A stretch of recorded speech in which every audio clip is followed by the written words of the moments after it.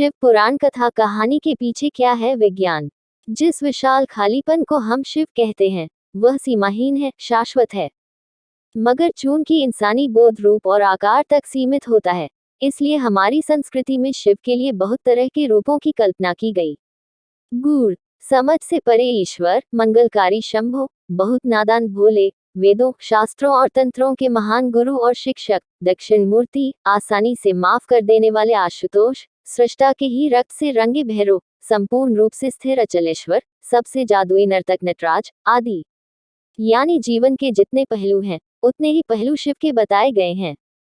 आमतौर पर दुनिया के ज्यादातर हिस्सों में जिस चीज को लोग दैवी या ईश्वरीय मानते हैं उसे अच्छा ही दर्शाया जाता है, लेकिन अगर आप शिव पुराण को ध्यान से पढ़ें तो आप शिव की पहचान अच्छे या बुरे के रूप में नहीं कर सकते। वह सब कुछ हैं, वह सबसे बदसूरत हैं, वह सबसे खूबसूरत भी हैं, वह सबसे अच्छे और सबसे बुरे हैं, वह सबसे अनुशासित भी हैं, मगर पियक्कड़ भी।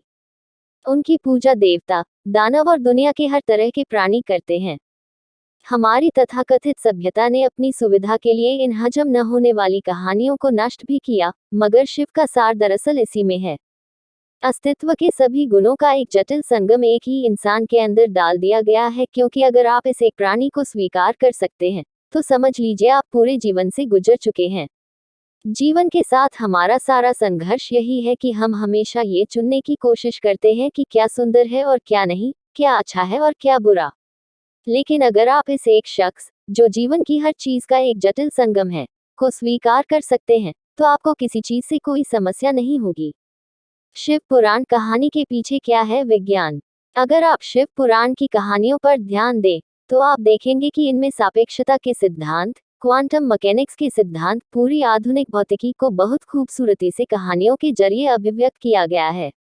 यह एक तार्किक संस्कृति है, इसमें विज्ञान को कहानियों के जरिए व्यक्त किया गया था, हर चीज को साकार रूप दिया गया था, मगर बाद में जाकर लोगों ने विज्ञान को छोड़ दिया और बस कहानियों को ढोते रहे।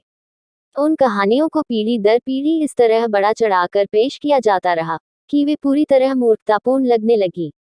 अगर आप उन कहानियों में फिर से विज्ञान को ले आएं, तो यह विज्ञान को अभिव्यक्त करने का एक खूबसूरत तरीका है। शिव पुराण मानव प्रकृति को चेतना के चरम तक ले जाने का सर्वोच्च विज्ञान है, जिसे बहुत सुंदर कहानियों द्वारा किया गया है।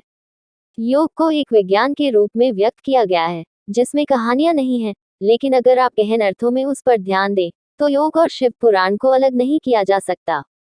एक उनके लिए है जो कहानियां पसंद करते हैं, तो दूसरा उनके लिए है जो हर चीज को विज्ञान की नजर से देखना चाहते हैं, मगर दोनों के लिए मूलभूत तत्व एक ही हैं। आजकल वैज्ञानिक आधुनिक शिक्षा की प्रकृति पर बहुत शोध कर रहे हैं। एक चीज ये कही जा रही है कि अगर कोई बच्चा 20 साल की औपचारिक शिक्षा प्राप्त करने के बाद व्यवहारिक दुनिया में प्रवेश करता है तो उसकी बुद्धि का एक बड़ा हिस्सा नष्ट हो जाता है, जिसे वापस ठीक नहीं किया जा सकता। इसका मतलब है कि वह बहुत ज्ञानी मूर्ख में बदल जाता है। वैज्ञानिकों का कहना है कि शिक्षा देने का एक बेहतर तरीका है उसे कहानियों या नाटक के रूप में प्रदान करना। इस दिशा में थोड़ी बहुत कोशिश की गई है, मगर दुनिया में ज्यादातर शिक्षा काफी हद तक निषेधात्मक रही है। जानकारी का विशाल भंडार आपकी बुद्धि को दबा देता है जब तक कि वह एक खास रूप में आपको न दिया जाए।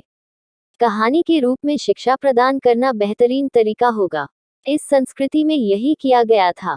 विज्ञान के सर्वोच्च आयामों को बहुत बढ़िया कहानियों के रूप में दूसरे लोगों को सौंपा गया।